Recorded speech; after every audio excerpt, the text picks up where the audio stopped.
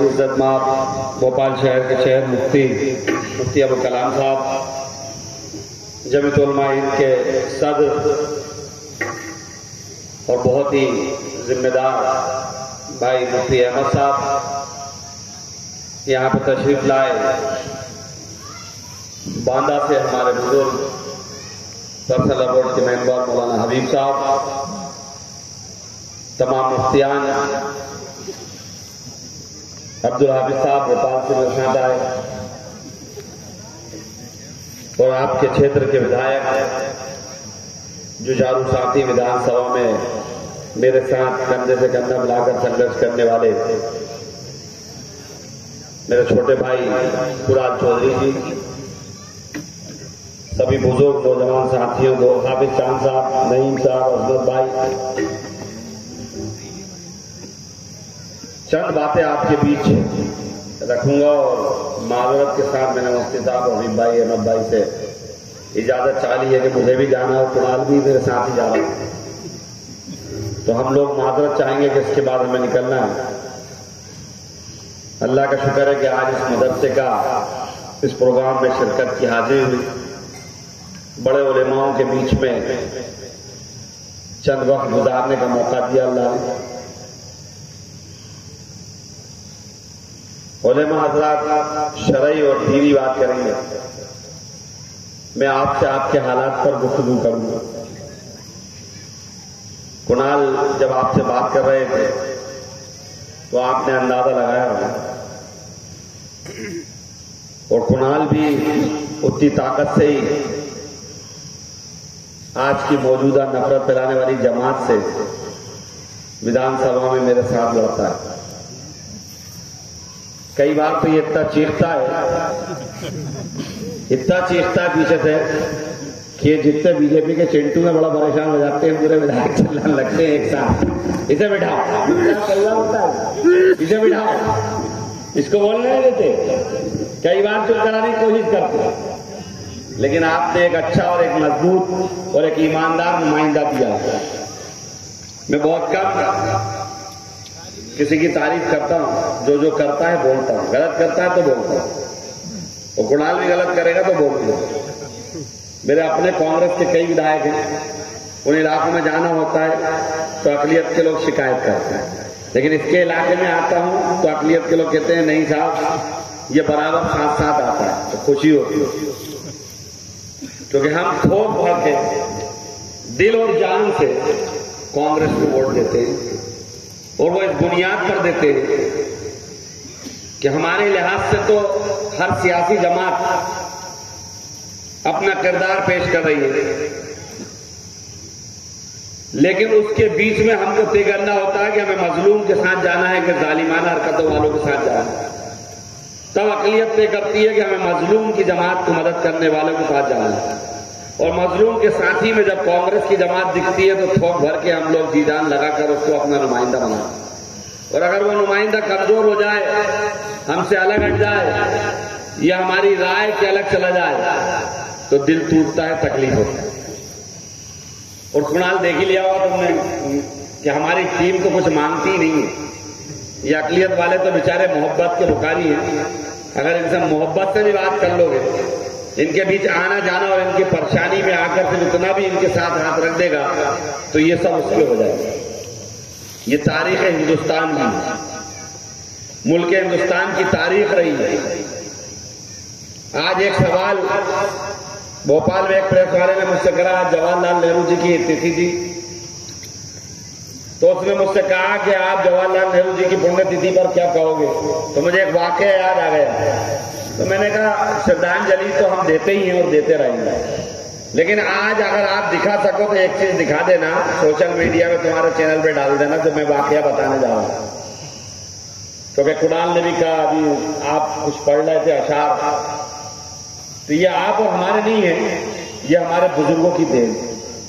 जवाहरलाल नेहरू का एक वाकया आपको बताता हूं कि पंडित जवाहरलाल नेहरू जी प्रधानमंत्री थे और एक बहुत बड़ा अहम मसला मुल्क का पेश आ गया जो बड़ा कशीदगी का था।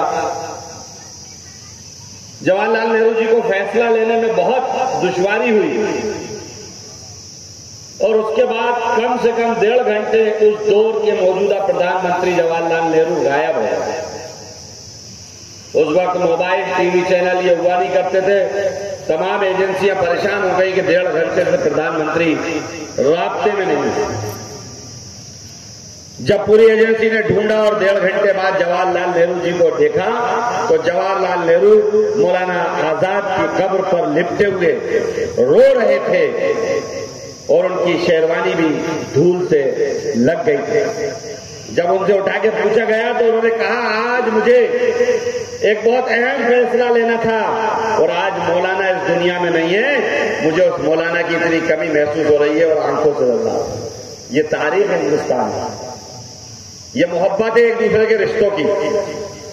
और यकीन जानिए, मिल्लत इस्लामिया ने इस मुल्क में आजादी से लेके आज तक जितनी कुर्बानियां दी हैं, अगर सच्चाई से लिख दी जाए तो ये नफरत फैलाने वाले घर से भी ना निकले। दहशत का माहौल फैलाते हैं, नफरत का माहौल फैलाते हैं, हमें और आपको बांटने का काम करते हैं। लेकिन मैं अपने कौम के लोगों से कहूंगा कि बहुत सोच के फैसले लेने की जरूरत है। और एक बात आप लोग भी सुन लो, ये नई नई जमातें आती हैं, नई नई तंजीमें आती हैं, जज्बाती तकरीरें करती हैं, आपको बहकाती हैं। मेहरबानी करके आप लोग इससे बचने का काम करिए, ऐसी तंजीमों से दूर रहने का काम करिए, क्योंकि ये तंजीमों के अपने अपने सरबराह वो अपने मकासद और अपने मतलब के लिए काम करते हैं। और जब दुश्वारी और परेशानी आती है तो कोई आपके साथ खड़ा होने वाला नहीं होता। अभी मध्य प्रदेश के अंदर जिस हालात से गिरफ्तारियां हो रही हैं, मैंने बहुत पहले कहा, पीएफआई को जब इन्होंने बैन करा तो मुझसे सवाल पूछा तो मैंने कहा कि आप क्यों नहीं करते? जब बार बार आपकी एजेंसी चिल्ला चिल्ला कर कहती है कि ये संगठन देश के लिए ठीक नहीं है, आपकी इंटेलिजेंस कहती है कि ये संगठन ठीक नहीं है, आपकी तमाम सुरक्षा एजेंसियां कहती हैं कि इससे देश को नुकसान हो रहा है, तो आपने क्यों ना बैन करते हो? करो, हम साथ हैं।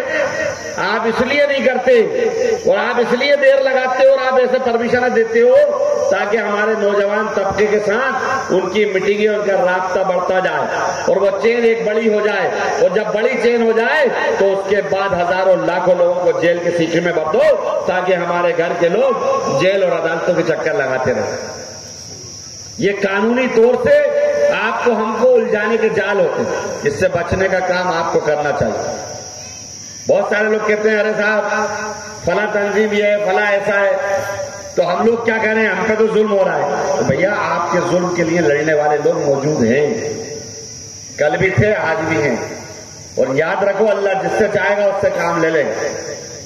कोरोना आपके सामने मिसाल है, हमारे ऊपर उंगलियां उठ रही थी, हमारी कौम पर उंगलियां उठ रही थी, तमाम लोग तबलीग जमात को बदनाम कर रहे थे, तमाम टीवी चैनल चीख चीख कर कह रहे थे, लेकिन हिंदुस्तान की आवाम ने देखा कि वही दाढ़ी और टोपी वाले किस तरह लाइन लगाकर खिदमत खल्क को अंजाम दे रहे थे और इस मुल्क के अंदर ये शहादत दे रहे थे कि जिन उलेमा इकराम की सनद के बाद हम लोगों ने ये काम करा है वो आज भी गवाह है कि आज भी हम उसी के नक्शे कदम पर चलना।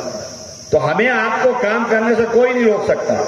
बदनाम करने वाली तंजीमें बदनाम करेंगी, बांटने वाले लोग बांटने का काम करेंगे, लड़ाने वाले लोग लड़ाने का काम करेंगे, लेकिन हम और आप बशऊर होकर सही फैसला लेने का काम करेंगे। और यकीनी तौर से आप लोग सही फैसला लेते हैं। आप लोगों के, और मैं तो ऐसा आदमी हूं कि सब जानते हैं, खुदा खुद जानता है। पूछ लेना कभी इससे अलग में, अभी शायद ये बात ना करें तो अलग में पूछ लेना, क्योंकि मैं तो फिलहाल डरता नहीं हूं। जब बोलना बोलता है तो ये पता है, मैं कांग्रेस के भी कई फैसलों के खिलाफ बोल देता हूं और रखता हूं राय और एलानिया रखता हूं और कह के रखता हूं कि आपके कई फैसले हमको पसंद नहीं आ रहा, लेकिन हम आपका साथ इसलिए देंगे क्योंकि इस मुल्क को बचाने के लिए अमर और मोहब्बत वाली, इंसानियत वाली कोई जमात है जो अभी दिखती है, वो सिर्फ आपकी जमात। कुर्बानियों से भरी भी अगर कोई जमात है तो वो आपकी जमात है, इसलिए हम आपको मदद करेंगे। और अगर आप गलत करोगे तो बोलेंगे। आपने देखा एनआरसी का मौका आया, पहला शख्स था। बड़े बड़े लोग बातें करते, तकरीरें करते, पूछ लेना और रिकॉर्ड उठाओ।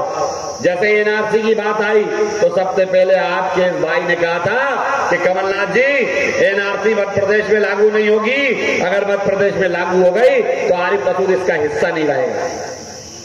और अगले दिन कमलनाथ जी का ट्वीट आ गया कि मध्य प्रदेश में एनआरसी लागू नहीं होगी। जो जायज बात होगी, जो आपका ईमानदारी का मुतालबा होगा, वो पूरी ताकत से किया जाएगा, आपके पूरे मसलों को उठाया जाएगा। लेकिन एक चीज आपको भी समझना होगा कि अभी हालात जो चल रहे हैं, क्योंकि यह एतराज जिस जगह में खड़ा हूं, शाहजहांपुर, सुजालपुर, काला पीपल, आपका पूरा इलाका, मालवा का पूरा इलाका, जालिमों ने कहर बरसा रखा है, नौजवान लड़कों को परेशान कर रखा है। एक दिन कोई ऐसा नहीं होता जो इन इलाकों से खबर ना आती हो कि आज इस पे भेजा मुकदमा लगा दिया, आज इस पे भेजा मुकदमा लगा दिया, आज इसको झुंड बना के मार दिया, आज उसको झुंड बना के मार दिया। लेकिन ऐसे हालात में एक चीज हमारे लिए समझ में रहा है कि ये हालात बंद हो रहे हैं। ये व्हाट्सएप पे जो आप लोग, उनके जो लोग होते हैं, वो जो कमेंट्स कराते हैं और जब आप उस पर कमेंट्स करते हो, वो चाहते यही है कि ये काम करें। वो चाहते हैं कि बिरादरान वतन हिंदू भाइयों के बीच में इतनी खाई कर दी जाए कि इतनी बड़ी खाई हो जाए कि वो और आपके बीच हमारा तनाजा हो जाए। और फिर वो आपके ऊपर बेजा पत्थर मारते हैं और आपको बंद कराते हैं। पत्थर भी वही मारते हैं, लड़ाई भी वही करते हैं, हंगामा भी शुरू कराते हैं और इल्जाम आपके ऊपर होते हैं, क्योंकि आपके पास आज बहुत वो चीजें नहीं है, वो जरिए असबाब नहीं है जिसका हम और आप फायदा उठा सकें। तो मेहरबानी करके व्हाट्सएप पे जवाब देने से बचिए, मेहरबानी करके मोबाइलों पे गलत चैटिंगों से बचिए। अभी मुफ्ती साहब से मेरी बात नहीं, अक्सर बेशतर मुफ्ती कलाम साहब से हम दोनों की बात होती रहती है। अभी हाल ही में जितने लड़के कुणाल एटीएस से गिरफ्तार हुए, मुफ्ती साहब मेरी बात हुई, जितने अभी 20-22 लोग पकड़े गए, मैंने एटीएस वालों से कहा कि मुझे लगता है कि ये बच्चे बहुत इनोसेंट हैं, बहुत नादान है, इनकी इतनी बड़ी गलती इतना नहीं है जिस तरह इनके मुकदमे लग गए। तो उन्होंने कहा मेरा नाम मत बोलो, लेकिन है तो कुछ सच्चाई, लेकिन एक मजबूरी है। क्या मजबूरी है? उन्होंने मुझे बताया, खुलासा करा कि एक बहुत बड़ी दुश्वारी है कि ये बच्चे मोबाइल पर चैटिंग करते और फिर चैटिंग से एक दूसरे से जुड़ते जुड़ते कहीं लिंक जुड़ गई और वो लिंक गलत जगह जुड़ गई। उसके नतीजे में ये बेचारे बेगुनाह जेल चले गए। अब साल भर इनके माँ बाप को तड़पना और परेशान होना पड़ेगा। ये सिर्फ हमको मोबाइल दुश्वारी में डालेगा। ना वो बच्चे लड़ने का प्लान करते हैं, ना वो झगड़े का प्लान करते हैं, लेकिन अपने गुस्से का और जज्बात का इजहार कर देते हैं, जिसकी वजह से दुश्वारी में आ जाते हैं। तो आपको हमको समझाने की भी जरूरत है, हमको समझने की जरूरत है, फैसला लेने की जरूरत है। अल्हम्दुलिल्लाह आप लोग सब होशियार और सलाहियतमंद हैं। क्या कमजोरी है? आपकी बात रखने वाले लोग मौजूद हैं। आपको दिख रहा है कि आपकी लड़ाई लड़ने वाले लोग मौजूद हैं। जब आपकी लड़ाई लड़ने वाले लोग मौजूद हैं तो इनके शिकंजे में आने से बचने का काम आप लोग करिए, इनके शिकंजे से बाहर निकलिए। ये जिस तरह की चालों में आपको हमको बताते हैं और नौजवान लड़कों को बंद करते हैं। आपने देखा होगा एक दौर सिमी के नाम पे गुजरा, न जाने कितने लोगों को जेल हो गई। 15-15 साल बाद, 10-10 साल बाद छूटे। एक नौजवान लड़का 15 साल बाद छूटता है और छूटने के बाद होता है कि बेगुनाह साबित हुआ। अब मुझे बताओ 15 साल उस नौजवान बच्चे का जिंदगी चली गई कि नहीं चली गई? उसके घर के हाल बुरे हो गए कि नहीं हो गए? तो ऐसे हालात से बचने के लिए समझदार लोगों को आगे आना चाहिए, क्योंकि ये बहुत खराब जमाना है। और एक बात बता दूं, इनसे घबराने और डरने की जरूरत नहीं। ये सिर्फ मजहबी बुनियाद पर एक दूसरे को बहकाकर भड़काकर ही हम पर हमला कर सकते हैं। वरना सच्चाई है कि ये चंद लम्हे भी सही से बहस नहीं कर पाते। चीख चीख कर विधानसभा में हम लोगों ने इनसे सवाल पूछे, ये जवाब नहीं देते, ये जवाब नहीं देते। इनसे अगर पूछो कि लाओ हमें हिसाब दो, तो हिसाब नहीं देंगे। हम इनसे पूछे, जी कुणाल बेटा ये तो बच गया था, जीतू पटवारी को तो सजा भुगतना पड़ी बिना बात के, उसके बाद इसी का नंबर था, सिर्फ सवाल पूछने पे बाहर कर दिया, जवाब नहीं दिया। और जीतू पटवारी ने कोई गलत सवाल नहीं करा, उसने इनसे पूछा था कि बताओ ये मध्य प्रदेश में तुमने, ये आप लोगों को भी बता रहा हूं अहमद भाई, ये बहुत समझने की बात है, जितनी आरएसएस और बीजेपी की बैठकें भाजपा कार्यालय में हुई है, ये हम लोगों ने विधानसभा में पूछा, दस्तावेज मौजूद है, हमने विधानसभा में सवाल उठाया। जितनी भारतीय जनता पार्टी के कार्यालयों में बैठक हुई है, उसका भुगतान सरकार ने करा। किसी सियासी जमात का खर्चा कोई सरकार नहीं उठा सकती, क्योंकि वो पैसा सरकार के खजाने में देश के नागरिकों का है, प्रदेश की आवाम का है, उनसे लिया हुआ टैक्स है, उसको बेजा इस्तेमाल नहीं किया जा सकता। जब वो सवाल पूछा तो शिवराज बगले जाने लगे, कितने की था? हाँ, तो सवाल तो कुरान का ही था, 400 की चाय थी। उसके बाद हम जब लड़ने गए तो लगभग 2.5 घंटे में मेरा और इसका तो गला सूख गया था, और शिवराज सिंह ऐसे बैठे थे, मैं चीखता रहा उनके मुंह पे, इतनी दूर हम दोनों थे। मैं कहा भाई मामा हमें जवाब दो कि तुमने कोरोना के दौरान अनाज कहां भेज दिया बच्चों का? कोरोना में स्कूल बंद, कोरोना में कॉलेज बंद, कोरोना में लॉकडाउन, गाड़ियां जा नहीं सकती, गांव से गांव लोग जा नहीं सकते, मोहल्ले में जा नहीं सकते, तो लाखों रुपए का, कितना, करोड़ों रुपए का बिल कोरोना के दौरान पोषण आहार का अनाज का पेमेंट कर दिया। जब हम विधानसभा में पूछते हैं तो जवाब नहीं देते। 2.5 घंटे हम लोग चिल्लाते रहे, कभी शिवराज सिंह जी इधर मंडी कर ले, कभी इधर कर ले। हम कहे भाई मामा हमें जवाब दे दे भाई, हम पूछ रहे हैं बच्चों का पैसा कहां गया? जवाब नहीं मिला, कोई जवाब नहीं मिला। अगर अपन ये सवाल करेंगे तो ये जवाब नहीं देंगे, तो इसलिए हमको आपको भी समझदारी से इनसे सवाल उठाना है। हम व्हाट्सएप पर ये सवाल उठाए ना, हम इनकी दलीलों में नहीं जाए। अगर ये हमारे ऊपर छेड़छाड़ करते, हम पे तनकीद करते हैं, तो उसके लिए भैया आप लोगों के मोहल्ले में उलेमा मौजूद है, मदरसे मौजूद है, हमारे उलेमा इकराम की रहबरी अल्हम्दुलिल्लाह कायम है और अल्लाह कायम रखेगा। हमारे बुजुर्गान दीन मौजूद है, उनसे जाकर इस्लाह कर लो, उनसे पूछ लो कि ये हमारे ऊपर तनकीद करा, हमें जवाब दें या ना दें, दे तो क्या दें। अगर वो बता दें तो दे देना, ना बताएं तो मत देना। कम से कम अगर उनकी इस्लाह से चलोगे तो उस चीज से बच जाओगे जिस जगह वो तुम्हें घेरना चाहते हैं। सवाल करो तो पोषण आहार का करो, सवाल करो तो कोरोना का करो। रेमडेसिविर हमने पूछा, हाई कोर्ट में आज तक पूछा, हाई कोर्ट पूछता रेमडेसिविर का जवाब दो।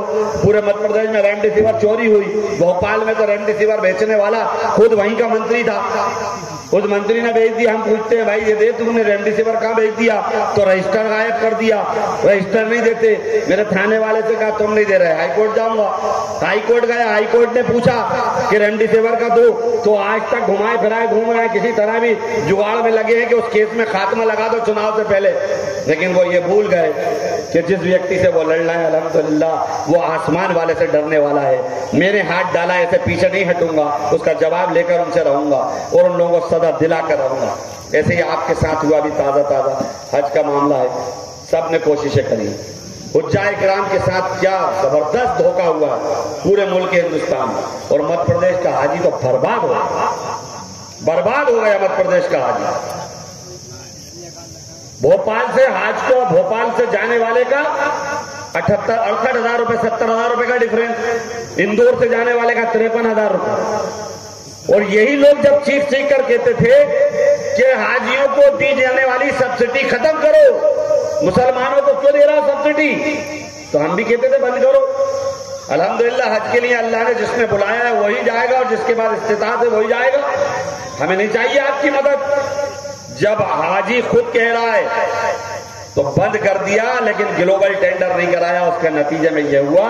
और अभी तो एक दुश्वारी और होगी, मुफ्ती साहब को शायद पता चला हुआ, इंदौर से जो फ्लाइट जा रही है वो तो हैदराबाद जा रही है, हैदराबाद जाएंगे उसका, और 7 घंटा वहां रुकेगा हाजी। हैदराबाद ले जाएंगे, 7 घंटा रुकेगा, 7 घंटे वहां हाजी पड़ा रहेगा। भोपाल से इसका डिफरेंस, जब हमारी यूपीए की सरकार थी, भोपाल और इंदौर, ये भी आप लोगों को बता के जा रहा हूं, कागज भी मौजूद है, दस्तावेज भी मौजूद है। और खुद जो प्रफुल्ल पटेल उस टाइम मिनिस्टर थे, यूपीए में थे, यूपीए गवर्नमेंट ने भोपाल और इंदौर का इमिग्रेशन फाइन दिया था। ये इमिग्रेशन फाइन किसी बीजेपी के नेता ने नहीं दिया, किसी बीजेपी के किसी सियासी आदमी से नहीं मिला, ये भोपाल में आपको यूपी और कांग्रेस की देन से मिला था।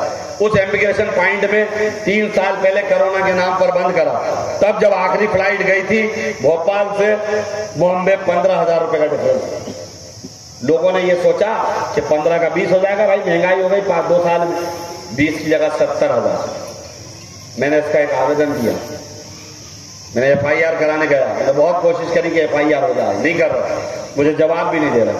और 7 दिन का मुझे टाइम मांगा है, क्योंकि ये सीधी सीधे चीटिंग है, ये हाजियों के साथ धोखा है और ये करोड़ों रुपए का गबन है, लगभग 600 से 700 करोड़ रुपए का गबन है।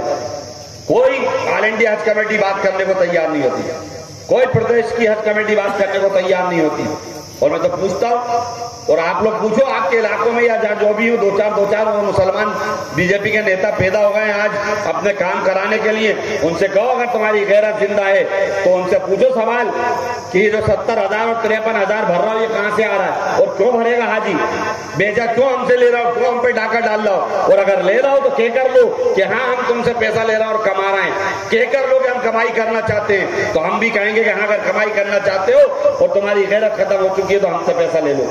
लेकिन झूठ और बेईमानी की बुनियाद पर करोगे तो विरोध करेंगे। बहुत सारे मसले हैं, आपको परेशान होने की जरूरत नहीं है, घबराने की जरूरत नहीं है। इस इलाके के लोगों ने बहुत परेशानियां झेली। 15 महीने की सरकार थी हमारी, 15 महीने की सरकार में 10-12 महीने हम लोगों को मिले थे। जो बन सका होगा वो कुणाल ने करा होगा, हम लोगों ने जो बना वो करा।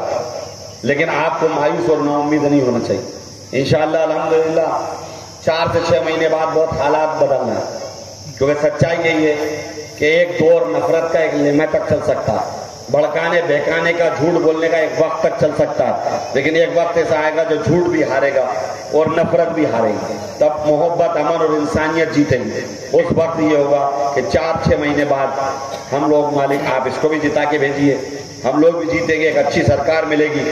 और जब अच्छी सरकार मिलेगी तो जो इंसाफ आप चाहते हो, जो आपके बहुत सारे मसाइल हैं, बहुत सारे नहीं मिले होंगे, मैं बिल्कुल इसके मुंह पे कह रहा हूं, ये बहुत कुछ नहीं दे पाया होगा जो आपने तवक्कात लगाए होंगे, बहुत कोशिशें आप लोगों की होंगी, बहुत सारी चीजें नहीं हुई होंगी, लेकिन ये मैं आपसे कह के जा रहा हूं कि इंशाअल्लाह अगली सरकार कांग्रेस की बनी तो जो आपके तवक्कात हैं, जो आपके ख्वाहिशात हैं, जो आपके मसाइल हैं, इंशाअल्लाह उसको आपका ये भाई हल कराने की कोशिश करेगा और हर हाल में करा के रहेगा।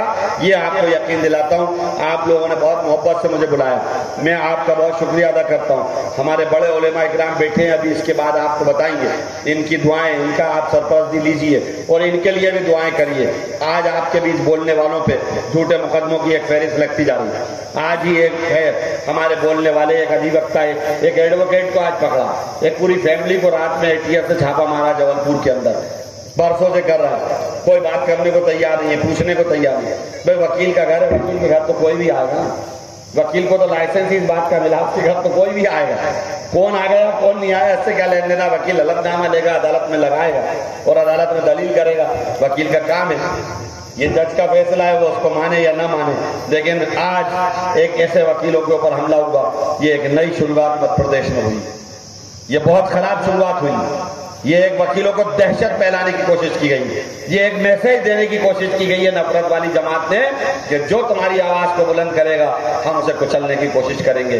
लेकिन मैं आपसे कहना चाहता हूं कि अल्लाह की बारगाह में हाथ उठाकर उनके लिए दुआ करिए और इंशाअल्लाह ये दुआ करिए कि अल्लाह हमारे बोलने वालों को ताकत भी दे, हिम्मत भी दे, उनकी हिफाजत भी करे। और ये भूल जाते हैं कि हम वो लोग हैं, हम उस नस्ल के हैं कि हम अपनी जान तो दे सकते हैं लेकिन अपनी शरीयत और इंसाफ के साथ सौदा नहीं कर सकते। ना हमने कल करा है, ना आज करा है, ना इंशाअल्लाह आगे करेंगे। आप सबसे यही बातें कहता हुआ इसी दुआ की दरखास्त करूंगा और माजरत के साथ कि हम जाएंगे। आप सबसे दुआ की दरखास्त है और फिर कह रहा हूं, कोई काम कोई परेशानियां रही होंगी तो आप जरूर मुझे बताइए, इंशाअल्लाह उसको पूरा करेंगे। खुदा हाफिज, शुक्रिया। माशा